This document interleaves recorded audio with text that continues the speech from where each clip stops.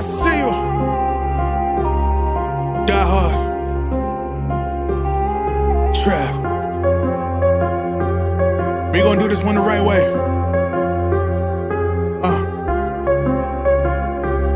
We in here forever. Yeah. Die hard. Homie, die hard. You can check the swag, he the realest by far. Swimming in that blue and orange, he the lifeguard. Yeah, he been through pain, at least he got some nice scars. He can smell a trophy, yeah, you need it back to back. Represent himself, his own name is on his back. 10 toes down, try to stop him, he come back. Bandwagon hoppers, he will knock you off your tracks. You ain't saying nothing, Nero been here from the start. He been working in the lab to take his team and make it art. See him going over film to help him build and make him smart. He will tell you how he feels because he's real and he got heart. He will never fade away, he will never change his face. Everybody picking faves and he's feeling out of place. Cause he is for the team and he always rep the squad. Like that Christmas movie, he gon' always die hard. City on my back. They ask me what's my name and it's on my back. I'm just speaking facts. We got big dreams, we ain't looking back. We be really die hard, yeah, that's a fact. We be really die hard, ain't no going back. Make the whole crowd rise like a thermostat.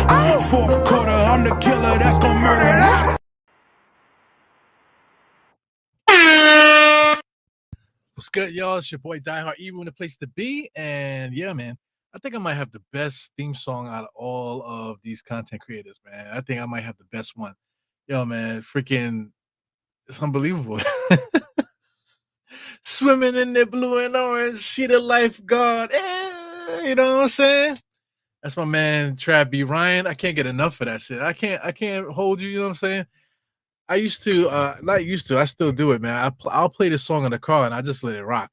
And like, let's say if there's a Knicks game or something like that, I'm legit going to be playing that shit on the way to wherever I'm going. If there's like a Knicks event or something like that. There's a Knicks event coming up soon, man. So I'll talk about that at the end of the pod. But we got some business and stuff. As you can see on the screen there, it says 50 hours here, but this was several hours ago. So now we're like in the 40s now. We like 45 hours maybe around there before the first time the Knicks play. And the Knicks are playing pretty soon, you know. Let's take a look at the schedule. Slide this on over here. Take a look at the schedule. Yeah, we legit play October 6th, y'all. Like, what the? Let me gotta check my phone. It's October 4th. We play in 2 days. I'm not ready for this, man. I am not ready to play on Sunday, bro. You know, I'm literally gonna be at work on Sunday. No, I'm actually gonna be off. I'm gonna be off on Sunday. So I don't know what to do. I don't know if I should do a watch along or if I should look to see if I can, you know, scrap some money to get a ticket, you know what I'm saying? Or what I should do. But this is exciting times, man. It's such exciting times. You know, speaking of exciting times, you know, like you know, curses. You know, as soon as we got Landry Shamet, some people posted on it, oh, we got the Landry Shamet curse. Man, fuck you, man. Whoever says curse, oh, you got cursed, and this, that, and the other. The same people that say, oh, Nick's got a savior, who's the savior, this, that, and the other. And I'm tired of all those tired cliches. We need to put those things to bed, man. You know, I'll talk about more curses as time goes on, as I curse throughout the pod. You know what I'm saying? But anyway, early on here, let me just say what's up to people. We got 40X Scope. He said, this is where the curse ends. Yeah, man. Speaking of which, I didn't even see the comment, but curses, man. People keep talking about curses too much, man. But we'll talk about the curse, obvious curse. You know, with the you know, this whole podcast is about a certain person, you know, and some other stuff that's been going on too. My man, Generation Jail in the place. We're supposed to be going to the home opener, man. I would love to go, man, but I am broke. I am broke, yeah. But anyway, we'll see what happens. You know, if we can get it together, I don't know what's gonna happen with that. But anyway, definitely shout out to Generation Jail. Hope to see you soon, regardless of whatever we do. What else we got here? Mr. Jackal in the place. He brings up the Mr. E word, the Mr. Ewing, as the podcast is about. Bringing Ewing into the mix is a great move, man. Yeah, man. But, you know, the curse thing, we need to get rid of the curse stuff because, like, you know, the more people say it, the more energy comes to it. I'm a big person that believes in energy, man. The more you keep talking about something, the more you add energy to it. You know, so if you keep giving it energy, fueling energy, it's going to keep fuming and fuming and fuming. And then you're gonna be like, damn, why is this happening to me? Oh, I know why, because you keep talking about it, bro. You keep fueling that energy. You know what I'm saying? So it is what it is, man. But we're gonna keep it scrolling here. We added some players. We added a guy here that we added already. His name was Chuma Okike. Big Chum is his rap name. He's trash. But I mean, he's not really trash because he sounds like any other rapper that you have ever heard. Like, there's no such thing as a rapper that rhymes like he's from a certain place because they all rhyme like they're from the same place, and it's just weird. But anyway, Chuma, Big Chuma Okike. He adds to the whole new rapping thing here for the NBA players. But aside from that, he's a good player. Very undersized for a power forward. He's really a small forward. He's like a Lance Thomas kind of thing. If you guys remember Lance Thomas on the Knicks, but Lance Thomas will be a legit power forward in today's NBA. You know what I'm saying? It's probably would have been a better position for him, suited for him for this era. So this is where he is, man. So he has a chance to make the team. He has a good chance, actually. He has a really good chance to make the team. And having players like this at this high caliber, because I mean, Chuma before he got hurt, because he keeps hurting his knees. He's a young guy, but outside of hurting his knees and stuff, like, he actually had a really good chance to be the starting power forward. On Orlando. Of course, they went and got their rookie of the year, their guy that I don't want to talk about now because now Julius is not here, so I can't say Julius is better than him. You know what I'm saying? But we'll see what happens as time goes on. Now we got guys that will lock that certain player up. You know what I'm saying? You're talking about whoever that kid is from Orlando. I hate making mention his name. But anyway, scrolling down to the next person that we added to the roster. This is a big surprise, man. This is T.J. Warren. T.J. Warren is only 31 years old, 6'8", 220.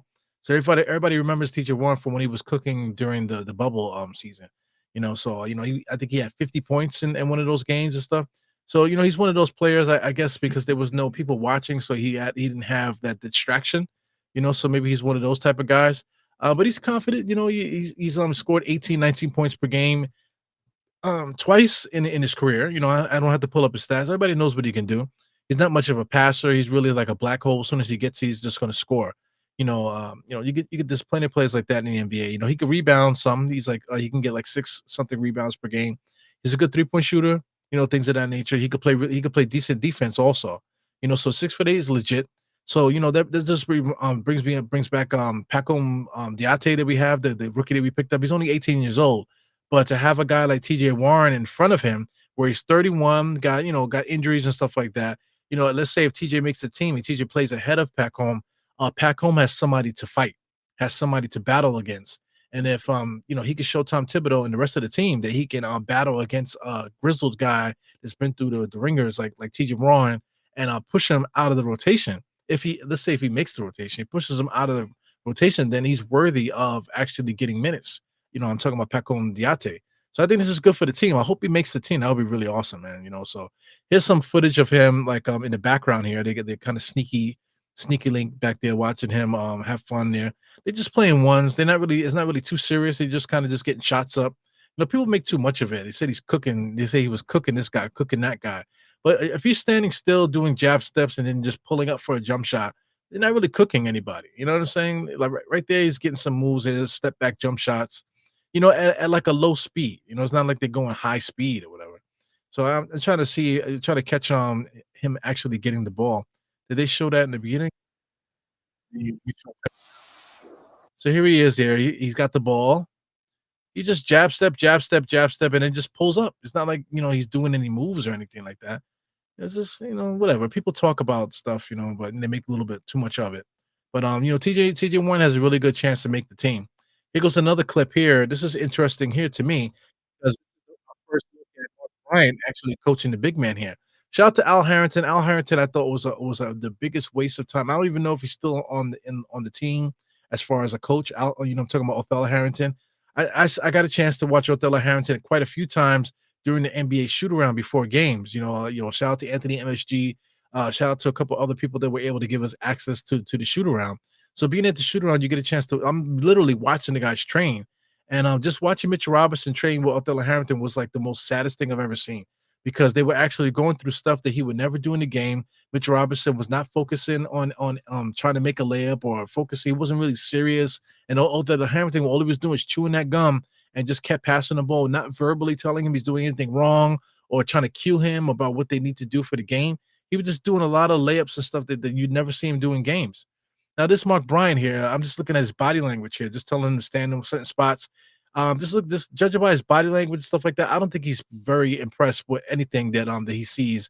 Our guy here doing Jericho Sims, with this hook shot. I don't like it. Him coming across the head like that, both hands in the air. I just don't like it. It's like he's just throwing it up there. When you have light defense on you, whatever, you might as well just have a cone or somebody with a pad. It's not really doing anything, but it's nice to see that the Knicks are expecting him to be to be in position to make shots like this, where he's going to be in a spot where they seal them off. He's going to have an opportunity to make a hook shot, so he has to make these hook shots. Now, I don't like the fact that he's standing there, and just jumping straight up and throwing the ball up. What I don't like is the other hand is crossing over his face there, while the other hand is doing like this. So he's kind of like doing like a cross kind of thing. I don't really like that too much. I would like to see him like pinned down with the right arm and actually, go through over like, just like you see Kareem Abdul-Jabbar when he does like the sky hook, like a baby hook. Still, you still need to like kind of like hook towards the person, to get them to pin down rather than stand there and have the opportunity to slap the ball out your hands and things of that nature. So just judging by Mark Bryant's body language, you could tell that this is something new, and he's just like giving him grace as far as like what he's showing him to do here.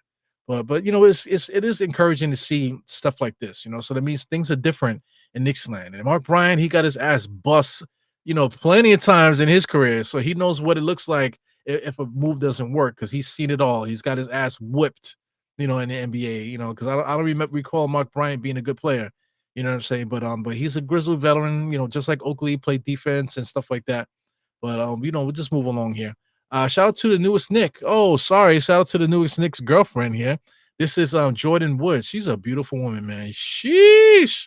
You know what I'm saying? There's a lot of makeup on that thing there.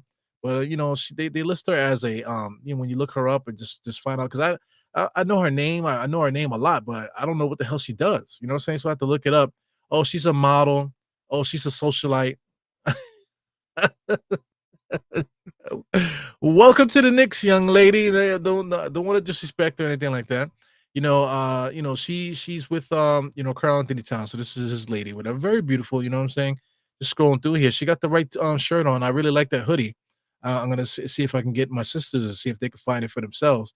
That's a really dope hoodie. I like the collar there. The collar's more like a female collar, but very beautiful young lady, man. She's pretty tall too. She's like 6 foot. It's gonna be 5'9".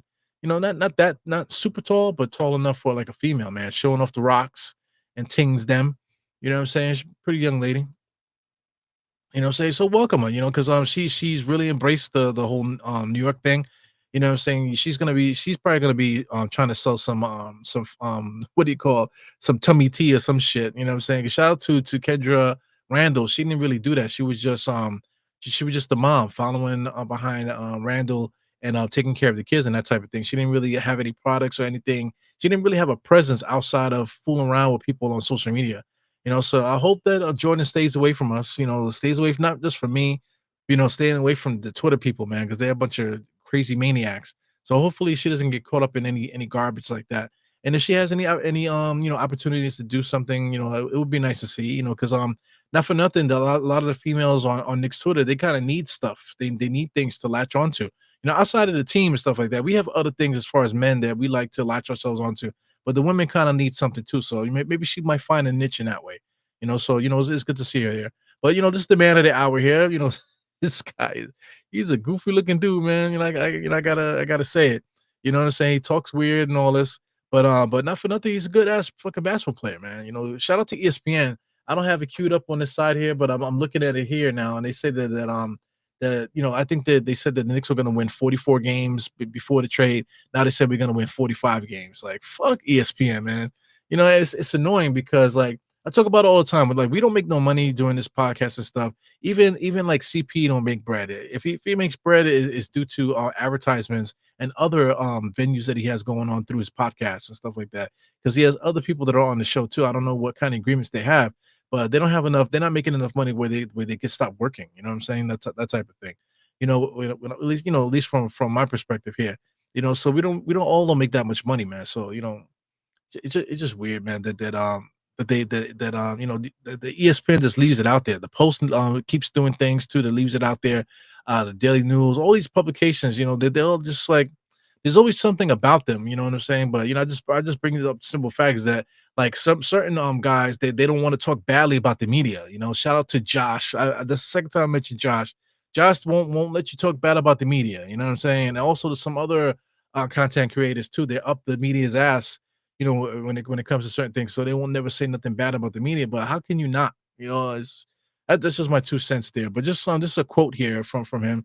He says, "We got great players. If you want to see any of this too, please go to SNY Sports on Twitter. They post a lot of video clips and stuff like that. For Twitter. So it's SNY Knicks, SNY Knicks on Twitter. You'll be able to get all these videos and see and hear it for yourself without having to worry. Wait for these little quotes and stuff like that, or secondhand information from these sports writers. You can just get the actual clip from them. So just trying to tell you. He said if we continue, he said we got great players. If we continue to put in the work in and day out, and be the best versions of ourselves that we could be every single day, we can do a lot of things. So he speaks like cryptically. He speaks as if he like he's into self-help and wellness books and stuff like that. So I mean he's cool, man. I'm just throwing little jabs and stuff like that just to be funny and stuff. But he seems like a dude that's like a thinker, that he's like trying to find answers. He's at that age now where he's approaching 30, where you start to get clarity and stuff like that. So I think we're getting this guy at the perfect time. He's entering his prime. He's basically entering his prime now. He's already has some really prime like years. And also not for nothing, we're talking about stats and stuff like that. This guy is literally the greatest 3-point shooter in NBA history at the center position. Like just look at the numbers. Somebody posted numbers earlier of just where he ranks and stuff. I'm not sure if I queued it up here, but he's literally like the greatest 3-point shooter at the center position of all time. And now he's entering his prime. He just had made some kind of injuries and stuff. So now hopefully he can keep his health and really start knocking back some of these great seasons and stuff. And we'll talk about Joel Embiid averaging 30 and stuff like that. This guy could do it too, man. He has everything. He has really good post moves. He's athletic and explosive going to the basket. He can make passes and stuff like that. So you have to be aware. You can't really double team him because he's really good at finding people. And then you can't leave him open. And even if you're on him, he's still gonna make the shot. He's an excellent 3-point shooter. You know what I'm saying? So I mean, this guy's a good player, man. We are very fortunate to have this guy on the team.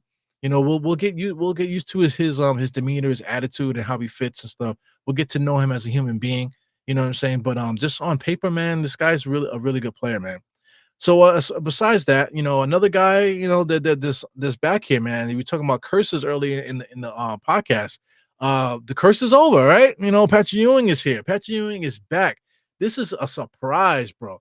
Because I don't know if you guys remember a couple years back when he was a coach, he was really pissed off with the Knicks because the security wasn't allowing him to move around. He said, "Yo, my fucking name is up there, asshole. My name is in the rafters, and I can't go over here. I can't walk over there. What the fuck is going on? I'm Patrick Ewing, for Christ's sake." So that was embarrassing. But this right here just negates all of that stuff, man. He's now the ambassador now. So according to what they report and stuff, there's a lot of there's some things written. I guess I'll click it here. This is just a backstory about what is actually going to be asked of him and stuff like that. And just also a lot of stuff too. They bring up his stats and this, that, and the other. Like that's one thing too. A lot of fans now that in their 30s are a bunch of dicks, man. People like guys in their 30s, they act like they're 17. It's like if you were 30, whatever, you remember Ewing, fam, because 20 years ago was like the 99 seasons, right? 20, like you were talking about 25 years ago. And I guess, if somebody's like 32, so 25 years ago, now I got to do math. So you're talking about 7 years old. You mean to tell me you didn't know who Patrick Ewing was, fam? I don't know. We can say they didn't know, but once you get older, you're not that far removed from when Ewing played. So like basketball cards and just like, sports magazines and stuff like that, who the fuck Ewing is, man. But, it's just so annoying how guys just completely forget about the era before them or whatever. You know what I'm saying? So, like just to even go even back from that, like I could talk to you about like prior Knicks, like Sugar Ray Richardson. I could talk about him. I could talk about Ray Williams, Chuck Robinson, who's today is Chuck Robinson's birthday. I could talk about, Bill Cartwright when he was with the Knicks. But I don't really remember those guys too much because I was young. I remember Bernard King, distinctly because the radio and just everything. Just people keep talking about him when I was a kid, and he was like a superstar to me. He's what drove me to become a Knicks fan. But even then, I was still a kid, little guy. But I still remember. I just don't understand. Like some people, like the way I love Bernard King. Some people should love Ewing the same way. Because you might have heard of him when you were like 7, 6, 5. You know what I'm saying? So you should know who Patrick Ewing is. Ewing was the man, bro. For 13 straight years, he was in the playoffs, man. 28 points per game one year, made the All-Star game almost every single year when he was with the Knicks. So I mean, he's been to the finals twice. He's famously fighting Ewing, famously fighting. I mean, it's gonna be Jordan and Reggie Miller in the playoffs and stuff. So that really irks me so much, man. So it's great that he's back now. And now we could say, oh, that's the guy right there. You know who that is? That's Patrick Ewing, and then we could continue the tradition. People know who Clyde is more than they know who Patrick Ewing is, bro. And I just think that's a travesty. And Patrick Ewing actually coached in the NBA for a lot of years, and actually coached the Georgetown Hoyas, for a couple years too. And like people still don't even know who the fuck Ewing is, and that is so annoying to me. What's also annoying too is Charles Oakley right now. I know Charles Oakley right now is doing this. I don't know if you guys can see it. The stupid meme there. He said, "You ain't did what? They made him an ambassador," and he's salty right now because he's crying about what James Dolan did to him and this, that, and the other. And I'm still trying to figure out what it is. What the hell happened? Like what was the what happened where James Dolan had to send the security to kick him out of the thing? Now and he was already banned already. So why did he feel the need to try to sneak into the garden and do that? There's so many questions that need to be answered when it comes to that, and it's not all on James Dolan. Charles Oakley has a lot to say, has a lot to explain. Also, he's had opportunities to interview, and he just wants to be a big baby, just like this. You know what I'm saying? I know Charles Oakley would love to be back with the Knicks and just to be on TV and just so we can talk good about him. But I don't understand how people can talk good about Charles Oakley at this point now. I don't know, man. And then he keeps getting himself involved in other antics also. So it just validates this whole thing that just like Oakley doesn't deserve to come back. Hopefully he stays banned until we win a championship, and then after the fact, we'll see what happens. You know what I'm saying? But just going on here with Ewing here, this is Ian Bagley here. He said stints in Seattle, Washington, many stops in between as far as coaching and stuff like that. He went to Houston. Uh, he'll be working on both sides of business and basketball. So he will be working with the players, on the outside, helping Tom Thibodeau and stuff like that. And he also will be helping the front office. He'll be sitting in on meetings and sitting in on business decisions. He'll be giving his voice in that way, and also too like also branding and also things like that. He'll be involved in that also. He does have the Ewing Athletics online, which he's back in control of because while he was coaching, he gave the basically the reins to someone else to take over while he was gone. So since he left the job with the Hoyas, he was like back in charge of whatever's been happening with Ewing Athletics, man. So maybe we might actually see some Ewing Athletics appear in the Garden. That might be amazing. But he's definitely gonna have a lot of say so in a lot of things here. So this is Patrick Ewing back in the days, man. He says he's been here a long time. He want to be here when we win the championship.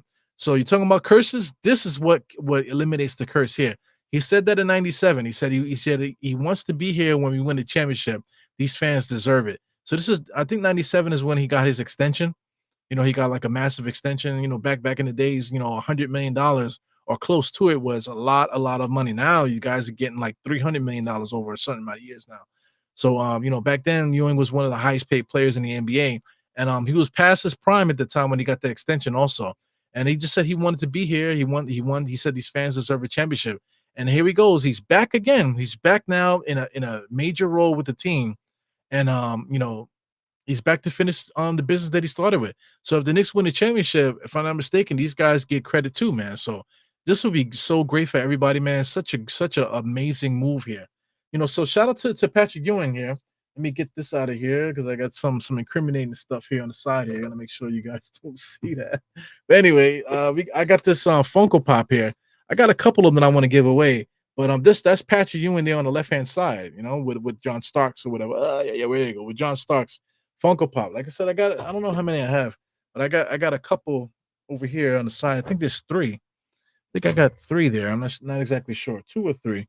Anyway, I got some to give away, so I don't know when I'm gonna do it. We were supposed to be doing some get-togethers and all kind of stuff, but nothing really came through with that. But I'm still holding on to it, and I'll talk about something else that I might have a chance to either give it away or maybe just get it signed for myself. But as time goes on, here goes Patrick Ewing here, man. This for anybody that doesn't know. Let me just make. They got some freaking techno reggae in the background, but just Ewing with his moves and stuff. We used to make fun of Ewing and said his jump shot and his moves, methodical stuff that he used to do, man. But just watching these highlights and stuff, Ewing was a freaking beast, man. And like, yo, we truly did not appreciate this dude. And he played at a high level, like way into his like 30s, where he should have been done. Like you're talking about 36, 37, and he still was averaging decent points, still getting up there in the 20s. Still, the rebounds were still up there at 9 and 10. Playing way above his head. You can talk about his knees and stuff like that. His knees have been trashed for a major part of his career. He never complained. He played 82 games, always showed up. The only time that he didn't show up is when guys injured him. I think he blew his Achilles off somebody fucking around with him. I think he broke his hand, because of injury and stuff like that. I think Andrew Lang broke his hand. You know what I'm saying? So, Ewing was a beast, man. Look at this, man. What would he do in today's NBA? Just standing there, being able to block shots. You're talking about block this monster. Ewing averaged like 4 blocks per game, I think, one year. He averaged three a couple times, two, quite a few times. Was able to go up against the greats. He was in the era where they had great centers. Yeah, Kim Olajuwon. You just go down the line. So many great centers. He met a young Shaq. He played Shaq when Shaq was in Orlando. Young Shaq when he was with the Lakers. He got a chance to go bang bang with those guys. Towards the end of his career. Moses Malone at the beginning of his career, Kareem Abdul-Jabbar at the beginning of his career. He played against so many great centers throughout his thing, man. So I mean, he was an all-time great player, man. Look at the highlights. Amazing. Unbelievable. Yeah, man. So that's the great patch. He's back, guys. So this is a dope picture. I thought this was dope. This is what Karl-Anthony Towns posted here. I don't, is this a Nick? Yep, this is him wearing his Nick uniform here. So let me just click that so you guys can see that. This is him hugging him. So Ewing is in the place to be. Ewing is at the practice facility. The Knicks are giving him access there to the guys, and this is good. This is from one center to the next, man. This is like I don't think I've heard anybody say this, but Karl-Anthony Towns is literally the best center that we've had since Patrick Ewing. You want to talk about Mitchell Robinson? Whoa, Mitchell Robinson! You know what I'm saying? How dare you say something about Mitchell Robinson, right? I'm not supposed to be talking about that cat, but anyway, speaking of cat, Karl-Anthony Towns is the best center prospect that we've had with the Knicks since Patrick Ewing, and that's an amazing thing. He mentioned Willis Reed by name on Club Shay Shay about this one of his favorite players or players that he would always want to play with or something. He also mentioned Dave DeBusschere. He didn't mention Ewing, which is interesting. You know what I'm saying? So that's interesting that he didn't mention it, but he did mention Dave DeBusschere, and he mentioned the captain. But that goes to say too, like I was saying earlier about you know, like players that you never seen play before, but you got respect for. Like Karl-Anthony Towns is younger than me, guys. He's young. He's still in his 20s. So why would he know about David the Butcher? Why would he know about him? He would know about him based off of like his family talking about him, based off being a student of the game, being loving the Knicks. Me loving the Knicks, man. There's so many different players. You want to talk about the Braun dude that was on the Knicks? I can't remember his first name, but we got a guy named Braun. You got Richie Guerin. You got Dick McGuire. You got so many other Knicks that's been great throughout the years and stuff like that. If you're a Knicks fan, you should know all these names. You might not know them offhand at the moment, because whatever you got dyslexia or something like that. But you should have heard these names and know these guys are on the list as far as great Knicks of all time. So somebody like this is in his 20s that can mention Dave DeBusschere in a sentence and talk well about him. You know what I'm saying? And Willis Reed, talk well about Willis Reed, and never saw them play for real. Only saw YouTube videos and, like I said, secondhand information from your parents and from other relatives and stuff like that. He also mentioned, his family from DR loved the Knicks. His mother was a big time Knicks fan. It wasn't just his dad. People, I mentioned his dad, But you also got to mention that his mom was a massive Knicks fan, also. So the Knicks brought the family together. So I got plenty of stories of people coming to this country and they just latch onto a sports team, and that's what helped them learn English and all kind of stuff. Help them, feel like they were part of the city, based off a bit, a sports team. I have a friend. I don't know if he watches me or what. I haven't seen him in years. But he was a Indian brother. You know what I'm saying? I met him through the Knicks and stuff. But he told me a story when they came from India that they fell in love with the Redskins because just coming to this country, they had no idea what was happening, but they thought the Redskins meant Indians, meant people from India. You know what I'm saying? So, that's like a culture thing. But the quarterbacks just happened to be black at the time, for the Redskins when they were winning their championships and stuff. So they gravitated to that team because they thought the quarterbacks were Indian because where they're from, like people in India are dark skinned. So I thought that was really interesting. So just learning by watching the games and stuff like that and talking about the games, that's how they learn English. So, that's amazing, man. I know so many people like that as far as Yankees and Mets too, especially, and especially the Red Sox and stuff like that with all the Dominican players that they've had throughout the years a lot of guys came to this country and learned the language and learned the culture of New York through sports. And I think that's amazing, man. So shout out to Karl-Anthony Towns and his dad, of course. He said that his dad got a chance to earn a spot on the Knicks team via training camp and stuff, but he ended up hurting himself and he got dismissed or whatever. But this is a connection with this kid to this team. And you want to talk about talking about curses and stuff like that. I think this is impossible now. The bloodline here now. Shout out to Alan Hahn. He mentions blood in the garden. Talking about blood in the ground. There's blood in the ground here. You're talking about his family, his mom's side of the family, his dad's side of the family. There's roots here from the past, that connects him to this team. And I just think for Brunson, the roots that he has to this team, and just going down the line, man, I just think the roots are so strong right now with what's happening with the Knicks that there's something coming together right now that we just cannot stop. And not even ESPN only giving us not even a whole game because it was like 44.7 and then like now it's like 45.5 now. So it's not even a whole like point, that they gave us as far as wins and losses, that they say we're better. But we can't worry about that, man. The energy right now is immaculate. People are saying that too much, but legit, there's no other word to say it. It's like it's immaculate right now. It's like an immaculate thing. You're talking about religion, immaculate conception. Whatever. You guys know what that is, but like right now, this is like an immaculate conception. Like who knew that Karl-Anthony Towns would be here? Who knew that Jalen Brunson would be here? Who knew that Mikal Bridges would be here? Who knew that we were going to trade Julius Randle for Christ's sake? Precious Achiuwa is from the Bronx, man. He's from Nigeria, but he's a New York dude. He spent his impressionable years, like junior high school years here in the city. So the fabric of New York is like intertwined with this team. Shout out to even Deuce McBride. He got an apartment down in the meatpacking district over there. These guys have roots in the ground, man. These guys are all part of the city in many different ways, man. So we're in for something very special, man. And yeah, man. It's just amazing. It's just truly, truly, truly amazing. But just scrolling here, was also amazing is that they're giving Spike Lee a chance here. The Hall of Fame is going to put him basically in the Hall of Fame for super fans. So I didn't know they had this because I've never been to the Hall of Fame. Someplace I would like to go actually. They have a room. What does it say? They have a gallery. It says Basketball Hall of Fame's super fan gallery. So he's going to be officially added to the gallery for super fans, man. So that's a big thing, man. So shout out to Spike Lee. Spike Lee's been involved with the Knicks for many years, standing on the sidelines and stuff like that. Just cheering on the Knicks. Famously, he got himself involved with the Reggie Miller thing. Even though the Knicks beat Reggie Miller that year, Reggie Miller keeps talking about it as if it happened yesterday. But there's footage. We won that year. Anyway, Spike Lee is forever going to be connected to us. I keep saying that. I've said it many times before. I wish Spike Lee would host an event. Because he can host his own event. He's a super fan. He should host a super fan event. Maybe get the Knicks involved and stuff like that. Maybe not just him being invited to an event.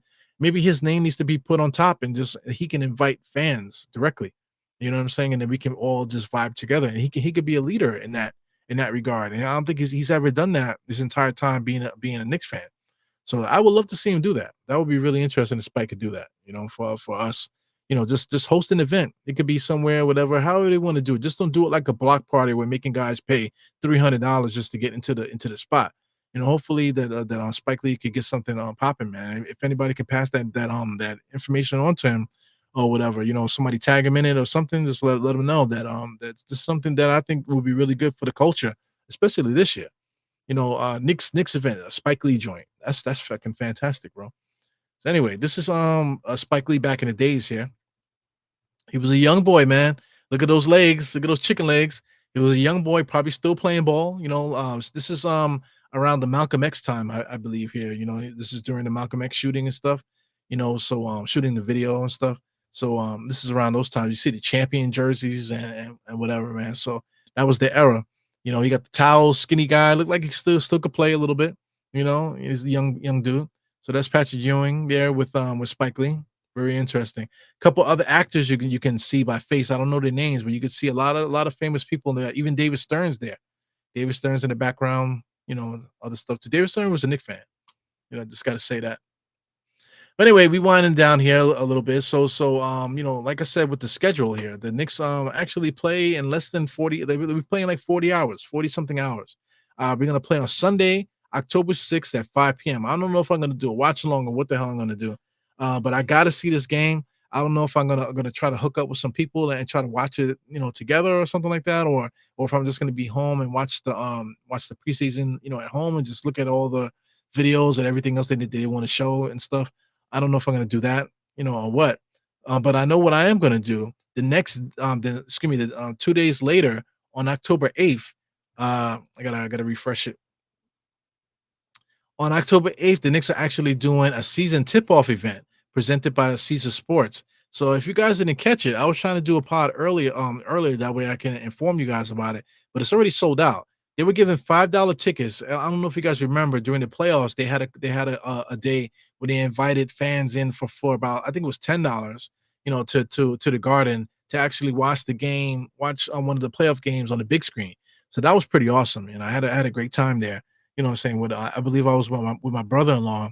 It was everybody else was there, with their families and stuff like that. So that was dope. But this time around, this is just like basically an open practice. They're gonna have an open practice, basically fan event. They're gonna have a celebrity game there also. So there's gonna be a lot of different things happening at this event here.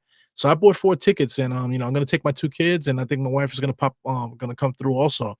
So we'll be in the building for October 8th. It's starting at 6:30. We're gonna try to get there as early as we can, just so we can catch anything going on outside. Take pictures and stuff like that. This will be a really good time to really show my kids and stuff because they're getting older. They're starting to understand. I was showing I'm losing weight, guys. I've been losing weight and my leg is getting stronger and stuff. So I was outside showing my kids moves, dribbling moves, and they were like kind of like, wow, shocked because they never see me do that. They haven't seen me do that in a long time, I should say. You know what I'm saying? So, that was pretty cool. So, the eyes are open for them to become Knicks fans now. So this is a really cool event that the Knicks are doing here. And I'm glad that I was able to get 4 tickets for it. So we'll be in the house. If anybody made it there, please hit me up or let me know. And, maybe we can get some pictures together or stuff like that. Like I said, I will be with the family, so I can't really get into no crazy shenanigans as far as drinking and things of that nature.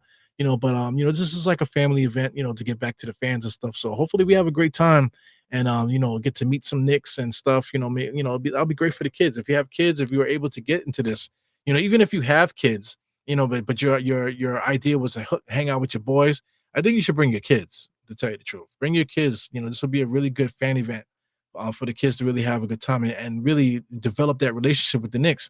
And they won't have that excuse when they get older. Oh, I was too young, I don't remember that. Nah, you make them remember. You build that memory, and they'll stick with them forever.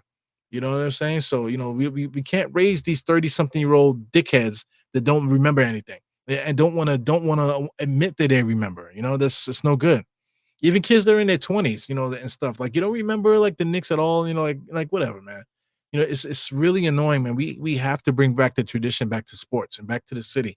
We really have to do that, So shout out to everybody that's popping in here. I'm scrolling through. I see a lot of people popping in here talking amongst themselves and posting paragraphs and stuff like that on Dios in the place.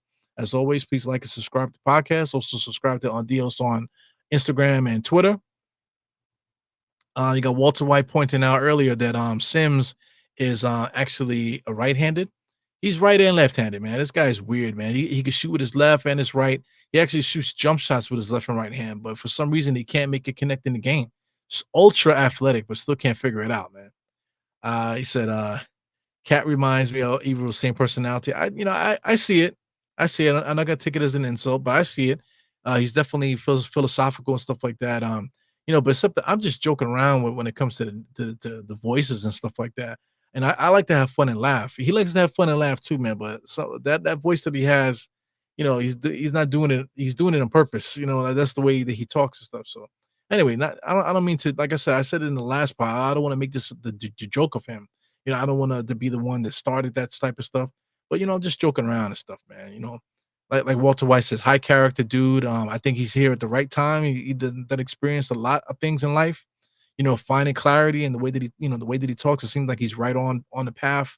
At that age, trying to connect the dots and stuff. And I think we got him at the right time. He goes, cardiac Knicks. He says, Oak just wants someone to throw his way. Some X just wants some thrown his way. I think Oakley needs a hug, some money. Probably so. Look, Sprewell actually cursed James Dolan out before we got rid of Sprewell. He was there was a game where the Knicks were basically losing. They weren't a good team at that point. But this is the last days of Sprewell. And Sprewell was cursing out James Dolan as he ran up and down the court. How do you go from cursing the dude out because you can't stand him to now being like basically an ambassador to the Knicks, where you're basically advertising the Knicks, using your celebrity as a Knick, fan events and stuff like that, posing, taking pictures with babies and stuff now. So it's funny how time just passes and things change. So it is what it is. I know Oakley wish he could do that, but Oakley has that pride, and Oakley has that old school, corny mentality. A lot of guys from his age group has that. There's a lot of guys on my job that still act like teenagers, and they're in their 50s, 60s now. And it's a shame. I feel sorry for guys like that, man. Shout out to Nike D. He says, the Knicks know we have a great chance of winning the title, man. Yeah, man, it's the good vibes about it. It's these PR teams, PR Torres, that's PR for Puerto Rico, I believe. So he said, this is the best team we've ever had. The best team we ever had was the ones that we won in 69, excuse me, 1970 and 70, what is it, 72? Those are the two best Knicks teams, but this Knicks team now, coming up here, has a lot of potential to be just like those guys. So I think I might, if I do a pod, I think I might do a pod like that. Just trying to connect the dots in that way. So stay tuned for that. I always got something that I want to do. It's a matter of time and stuff. So I'm working crazy tomorrow, guys. So I won't be able to do anything tomorrow. But for Sunday, like I said, I will be available to do a watch along. So look out for the watch alongs. I might do a watch along. If I don't do a watch along, I'll definitely try to do something just to put some content out there, man. But definitely Knicks are back, you know? Yeah, Precious is gonna definitely be relied upon, man. He's probably gonna be the first big man off the bench, so that's a big thing. Precious, he's been working. I really don't like watching him practice because I don't want to critique the speed in which he's practicing. He's definitely not practicing at game speed, so it's kind of annoying to see it, but we definitely gonna have to rely on him a lot, man. So yeah, man. So congratulate to Spike. Definitely scrolling through here. You got nostalgic Nick in the place. You got Pierre Moise. Hopefully I said your name correctly, man. We got some Haitians in the building. Shout out to my Haiti people. My wife is Haitian. That means my kids are half Haitian, right? So Sakbase, the place to be. What else we got here? Yeah, Spree was a crazy dude, man. But I've met him a couple times. Just being in the suite. He was one of the Nick people, alumni that came through to say what up to us while we was in the suite. So he seems pretty down to earth. He seemed like he was ready for some bullshit if we had it for him. But he seemed pretty cool. Very approachable. Just his energy was really good. Spree seems like a cool dude. He seemed like one of us, like a hood dude. You know what I'm saying? This got a little swag to him and shit like that. Not afraid to pop up the Queens and hang out at the bar with fans too. So I saw him hanging out doing regular shit with fans and stuff. Him and Larry Johnson. So I thought that was dope. Also, John Wallace. Shout out to John Wallace. They all basically do the same kind of thing. So shout out to them, man. So anyway, I'm up out of here. Just kind of giving love to the chat and stuff. We got East Blue Jew in the place saying what up, what up, what up. Yeah, well, we up out of here, man. So yeah, no doubt the Knicks are gonna play Sunday at 5 p.m. Don't forget. And then also too that Knicks fan event October 8th, man. Stay tuned because the Knicks might have other things happening too that we can be involved in and stuff. And in the meantime, if you got it, man, try to put some bread away so that way if you can't get into the garden, maybe you can grab some gear or something like that. Maybe save up for a game later on. Or if you just happen to come across some extra bread and stuff, you can actually sit at Ticketmaster and just wait to see the prices drop before the game starts, and maybe hang around the garden. And before game time, you could purchase a ticket, on the low. Purchase a ticket, watch the price drop, and then just purchase a ticket and get in the garden. You know what I'm saying? That's always a great option if you're looking to get cheap price tickets to get into the game for the game night. But anyway, this is your boy Diehard Eru in the place to be. Knicks are back, baby. You know what I'm saying? We got Karl-Anthony Towns. Ewing is back in the fold. We got TJ Warren, who may actually make the team on this, that, and the other. Practice is in full swing. We actually play in 2 days, man. We play on Sunday at 5 p.m., man. Preseason game, I understand it, but it doesn't matter. Preseason, middle season, end of season, playoffs is all the same shit to us, man. So anyway, this is Diehard Eru in the place to be. I haven't done it in a minute, but put 4 fingers to that forehead, tucking the thumb. Salute, and I see you guys on the next one. Get ready to clap your cheeks. This is the Diehard Knicks outro. See you guys later. Let's go Knicks.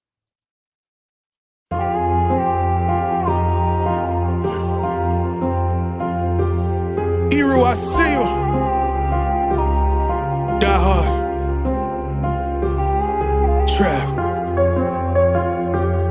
We gonna do this one the right way. We in here forever. Yeah. Die hard, homie, die hard. You can check the swag, he the realest by far. Swimming in that blue and orange, he the lifeguard. Yeah, he been through pain, at least he got some nice scars. He can smell a trophy, yeah, you need it back to back. Represent himself, his own name is on his back. 10 toes down, try to stop him, he come back. Bandwagon hoppers, he will knock you off your tracks. You ain't saying nothing, Nero been here from the start. He been working in the lab to take his team and make it art. See him going over film to help him build and make him smart. He will tell you how he feels because he's real and he got heart. He will never fade away, he will never change his face. Everybody picking faves, and he's feeling out of place. Cause he is for the team, and he always rep the squad. Like that Christmas movie, he gon' always die hard. City on my back. They ask me what's my name, and it's on my back. I'm just speaking facts. We got big dreams, we ain't looking back. We be really die hard, yeah, that's a fact. We be really die hard, ain't no going back. Make the whole crowd rise like a thermostat. Fourth quarter, I'm the killer, that's gon'